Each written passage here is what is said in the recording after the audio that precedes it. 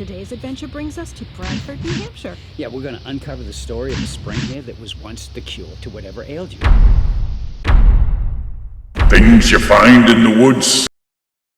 Hey everyone, welcome to the site of the once famous Bradford Springs. First written history on this place dates all the way back to 1770, when the Abenaki Indians were seen camped around the spring with their ailing and sick family members. They were using the healing powers from the water to, well, be the cure to whatever ailed you.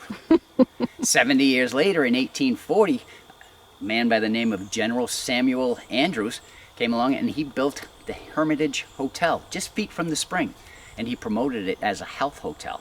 What we're going to do today is we're going to walk around, we're going to show you what remains, and for those of you who like our Things You Find in the Woods series, well, this one's going to be an easy one for you because you don't need to walk miles out into the woods to find the things we're going to show you. They're all right here. I mean, we're on the street. It's family friendly. They even show you where everything's located. Now, the hotel became a success, and soon it was too small. So in 1858, the hotel was moved from the spring about 40 rods to the street. In case you're wondering, rods is how they used to measure things back in the day, so 40 rods is equivalent to about 1/8 of a mile.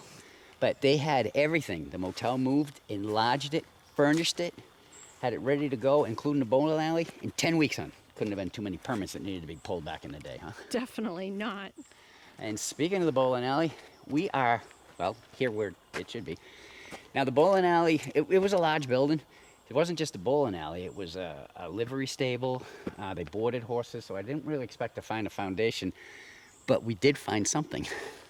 I want to call it a well. It does not look big enough to be a cellar hole, but maybe back in the day when you bowled, you just drop the ball and the pins are down in the bottom and you see how many you knock down? I don't think so, hon.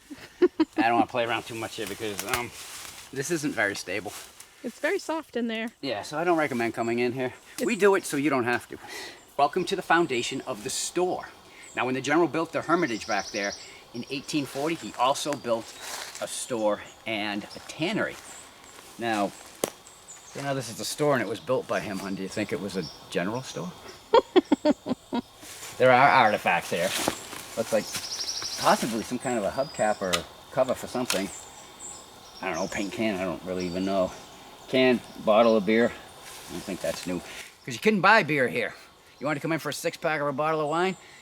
Was not going to happen because this whole area was run on strict temperance. Meaning, alcohol free. If you worked in a motel and they found out you were drinking, you'd be fired.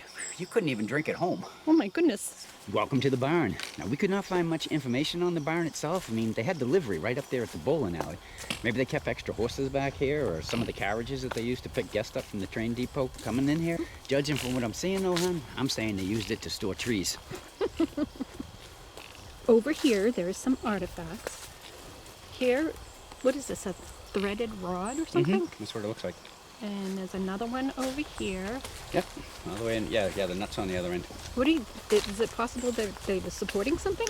Yeah, they may have been used to tighten up the barn frame. I could be wrong, I don't know, I've never built a barn. There were also artifacts right over here. Looks like some kind of a vent stack, maybe for heat in the barn. Oh, wood stove? Could be. For those long, cold winter nights. Well, the motel was only open from mid-May to mid-October, but hey, we've lived in New England most of our lives. We know Octobers can get pretty cold at night. Yeah, they can. We are out here looking for artifacts. Honey, why are you standing like that? Did you find something? I found the Bradford Springs geocache. So let's do what we do and get back to the video. Welcome to what was once the Bradford Springs Hotel, aka the Hermitage. Let's go take a better look inside. Watch out for the poison ivy.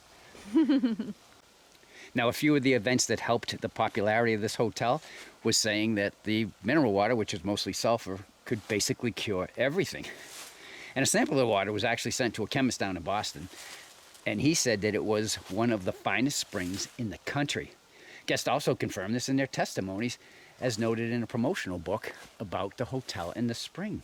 Back in 1881, Henry McCoy purchased the hotel, and he ran into the same problem that the Hermitage had. It was just too small for the demand. So in 1882, to the right of where the hotel was, he built a 26-room annex that doubled the capacity of the hotel. And this is the rock work we can see of where the annex once stood. Goes all the way down here. The cost to stay in the hotel was $5 to $10 a week and an additional fee of 25 cents to have your meals delivered to your room. You know how we love our artifacts. We're out behind the hotel searching around and we found all kinds. Pottery, glass, cans. This one has an insignia on it. I cannot make out what it is. But we got a whole bunch of stuff. We got asked the question, because we love our artifacts, what's the difference between artifact and trash? Well, if you're walking through the woods drinking your soda and you finish it and you just throw it away, you could be fined for that. Say after 50 years, you're like, I should really go and get that can back because it wasn't right. Feeling guilty? Yep. So then you come out and you grab your can after 50 years and you haul it on out of here. If you're caught, you could be arrested on a felony because after 50 years, that can you threw away becomes an artifact. In other words, don't be a little bug. Yeah. Now directly behind the main hotel, Cheryl, what are you doing? I am bowling.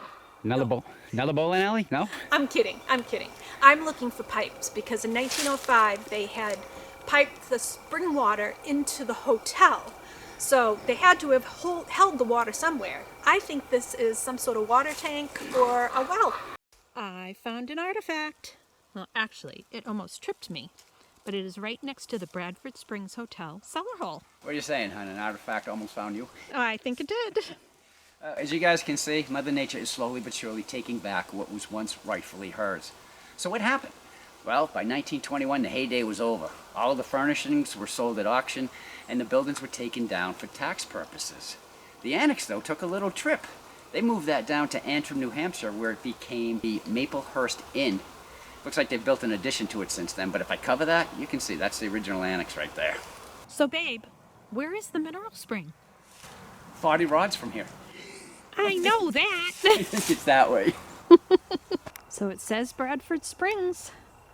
You must go down this way to get to the spring through this rock wall. Let's go check it out. So back in 1881, when Mr. McCoy purchased the hotel, he also made changes to the spring. He put an octagon building around the spring, and next to that he had a 3-room bathhouse where guests could, well, they could bathe in the sulfur water for, cold or hot. I would do hot. Well, this is not looking good. Yeah, where the heck is the boardwalk, son? I don't know. Ooh, it's a mighty wet out here. Yeah, what do you want to do? Let's go get our boots. All right, everyone, hold please. We are back. I am so glad we got our boots. Yeah, I'm just hoping mine are high enough. I mean, we're out here in the middle of nowhere, looking for a needle in a haystack, and I don't even know if we're going to find it. But wait, what's this? Well, what do you know? We did find it. Welcome to the spring that the Abenaki Indians called Big Medicine Water, and once put Bradford, New Hampshire on the map of healing resorts. Although it doesn't look like too much now, back in the day, this was producing 35 gallons of water every minute and supposedly cured everything. Yeah, we were going to grab some to see if it would cure Chuck's back, but I'm not grabbing any of that. Yeah, I'm not touching that either. Now, the last picture of the spring house known to be taken here was in 1977. It looks sad, but in 1984 it was restored and is now on display at the Musterfield Farm in North Sutton, New Hampshire. Now, this gives you an idea of what the spring brick enclosure might have looked like back in the day. Along with the mounted picture pump. Yeah, and I think that's pretty much it, hon. No, there's one more thing. Oh yeah, the rock. The last thing we're going to show you today is this rock. Back in 1997, a bronze memorial plaque commemorating the gift of Bradford Springs to the town of Bradford was mounted on this rock. Unfortunately, it, I don't know, hon, should I just say disappeared? It grew legs. Yeah, back in 2021. And that rock is right there. But in 2022, they put up this memorial sign. It's also, I think, a cold front came through since we got here, huh? Yeah, it's getting a we had little chilly. Put the sweatshirts on.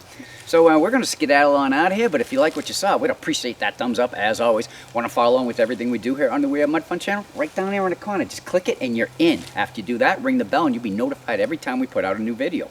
If you have any questions or comments, you can put them right down below, or you can just say hi. Because we'll say hi back. We always do. Till our next adventure. The end. Bye.